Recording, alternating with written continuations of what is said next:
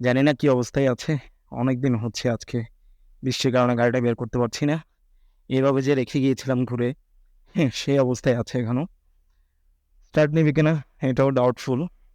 Metre কোনো কিছুই দেখা যাচ্ছে না, মিটারে লাইট আসতেছে না, দ্যাট মিনস ব্যাটারি বসে গিয়েছে। সো হয়তো লাথি মেরে স্টার্ট করতে হবে, আই মিন কিক দিয়ে স্টার্ট করতে হবে। সো কিক দিয়ে স্টার্ট হয় কিনা দেখতে হবে। অনেকদিন আসলে ফেলে রাখাতে স্টার্টিং একটু প্রবলেম দিচ্ছে।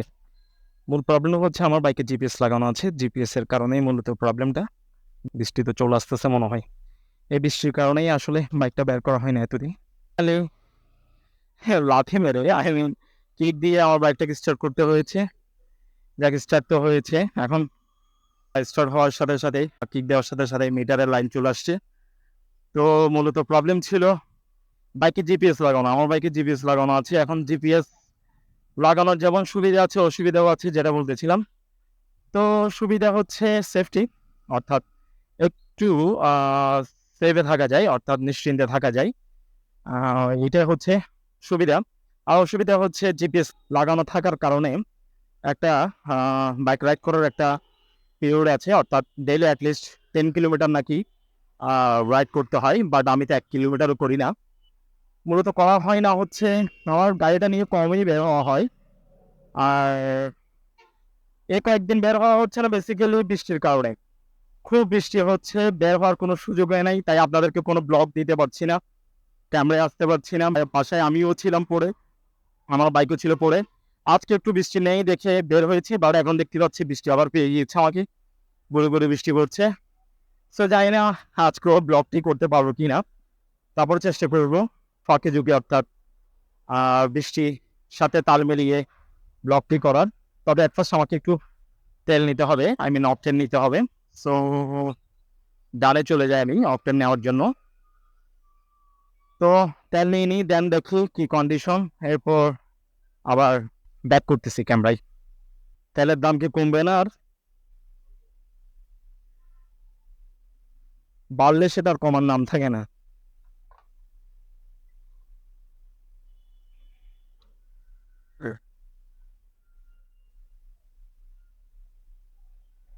তেল তো নিয়ে নিলাম। হাই হাই, মিটার লাইন এখনো আসতেছে না। এটাই হচ্ছে জিপিএস লাগানোর ফলাফল। একদিকে ভালো আরেকদিকে খারাপ, এই হচ্ছে ব্যাপার। তো এখন দূরে বৃষ্টি পড়ছে, দেখি কোথায় যাওয়া যায়।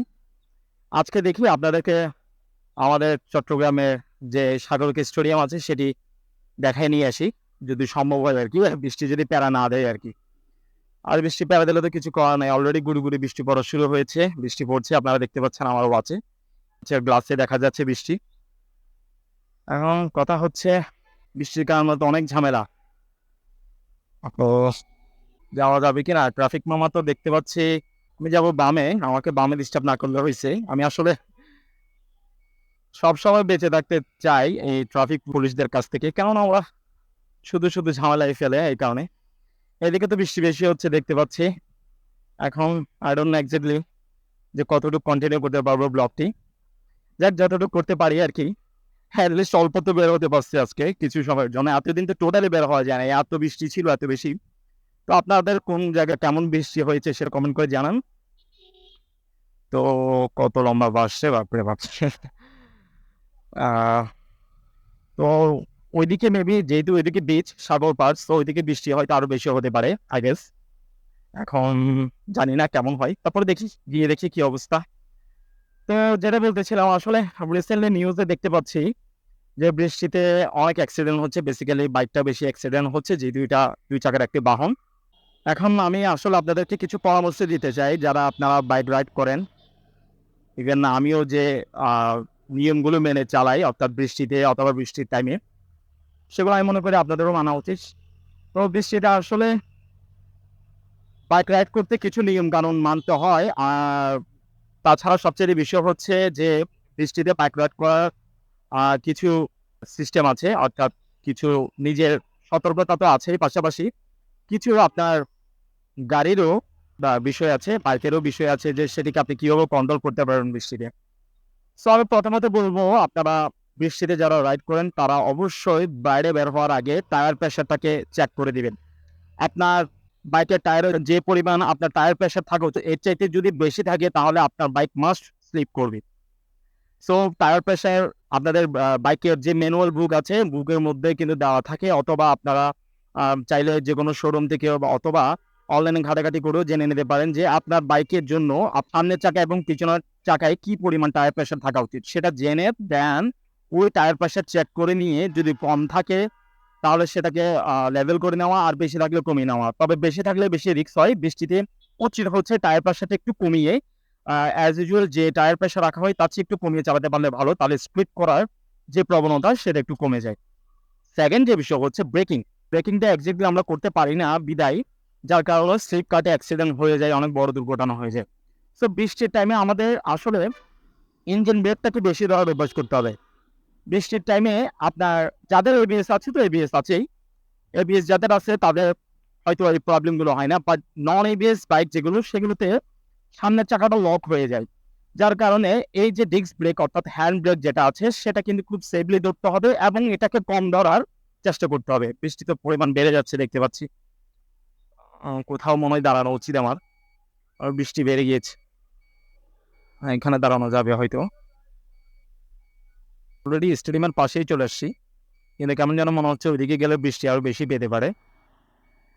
সো যে বিষয় বলতেছিলাম সেটা হচ্ছে বেসিক্যালি সে টাইমে রাস্তা পিচ্ছিল থাকে, পিছলা থাকার কারণে আপনি যখন এই ব্রেকটাকে অর্থাৎ ডিস্ক ব্রেকটাকে ধরা হয় তখন সেটা স্কিড করার প্রবণতা বেশি থাকে, চাকাটা লক হয়ে যায় মূলত এই কারণে। তো এবিএস থাকলে তো লক হয় না, যার কারণে তখন স্কিড করার প্রবণতা কমে যায়। বাট এবিএস যখন থাকবে না তখন স্কিড যাতে না করে, যার কারণে ইঞ্জিন ব্রেকটার প্রতি বেশি প্রেশার দিয়ে, অর্থাৎ বেশি বলতে মানে অর্থাৎ যে পরিমাণ ব্রেক দিলে আপনার বাইকটি কন্ট্রোল হবে দাঁড়াবে সেই পরিমাণ ব্রেকটা দেওয়া উচিত ইঞ্জিন ব্রেকে, ঠিক আছে? অর্থাৎ হাতের ব্রেকটা যে ডিস্ক ব্রেকটা আছে এটাকে একটু কম ধরার চেষ্টা করাই ভালো, এ হচ্ছে ব্যাপার। সো বৃষ্টি অলরেডি চলে আসছে, বৃষ্টির কারণে সমস্যা, অনেক ভয় পেয়ে বের হয়েছি, তারপরেও দেখতে পাচ্ছি বৃষ্টি পেয়ে গিয়েছে আমাকে। সো এখন বৃষ্টি কি বাড়বে নাকি কমবে এটা তো বুঝতে পারছি না। এখানে দেখি থাকা যায় কিনা। বৃষ্টি দেখে আসলে আমি এখন একটা তাঁবু নিচে আছি একটা দোকানের, তো এখানে কিছুক্ষণ থাকি, দেখি বৃষ্টি কমে কিনা। সে বৃষ্টি কমলে আবার ক্যামেরায় ব্যাক করতেছি। বৃষ্টি বেড়েই যাচ্ছে, বৃষ্টি বেড়েই চলেছে। এখানে দেখা যাচ্ছে পুলিশ দাঁড়িয়েছে, গাড়ি ধরছে, মানুষ ধরছে, বিভিন্ন মানুষজন যাচ্ছে তাদেরকে দাঁড় করিয়ে ধরতেছে, রিক্সায় করে যে কাপেল যাচ্ছে তাদেরকেও ধরতেছে। এ হচ্ছে অবস্থা আর কি। তো বৃষ্টি তো মারাত্মক অবস্থা, মারাত্মকভাবে বেড়েই গেল। তো আজকের ব্লগটি এখানেই হয়তো সমাপ্ত করতে হবে, আর কন্টিনিউ করা যাচ্ছে না। সো আমি আজকে ব্লগটা এখানেই সমাপ্ত করে দিচ্ছি। তো বৃষ্টিতে যেটা বললাম যে খুব সেফলি রাইড করবেন আপনারা সবাই, সকলের সুস্থতা কামনা করি, আমার জন্য সকালে দোয়া করবেন, সো আমিও যাতে সেফলি রাইড করতে পারি। তো আবার দেখা হবে নতুন কোনো ব্লগে। আজকে ব্লগটা এখানে শেষ করে দিচ্ছি। বৃষ্টিময় এই দিনে, বৃষ্টি ভেজা দিনে আমিও মোটামুটি ভিজে গিয়েছি, অলমোস্ট 60 থেকে 70% ভিজে গিয়েছি আমি। সো যার কারণে ব্লগটা আজকে এখানে শেষ করে দিচ্ছি। তো হ্যাপি সেফ জার্নি, টাটা, সবাই ভালো থাকবেন, আসসালামু আলাইকুম।